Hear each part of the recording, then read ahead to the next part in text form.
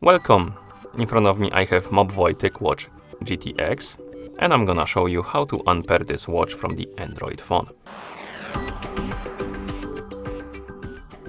First thing we need to do is to open the MOBVOI application on the phone that is paired with our watch. Once you open the app, you should see the home screen, the home page, this one. Once you see it, tap on the device icon and here find the option called Settings. Tap on it, then tap on Unpair Watch and tap on OK to confirm.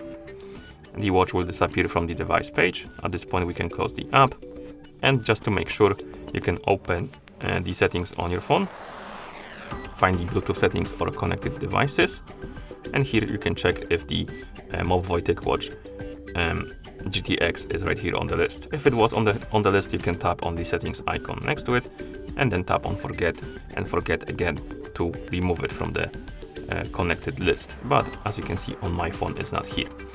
And now we can close the settings, and that's how you unpair this watch from the Android phone.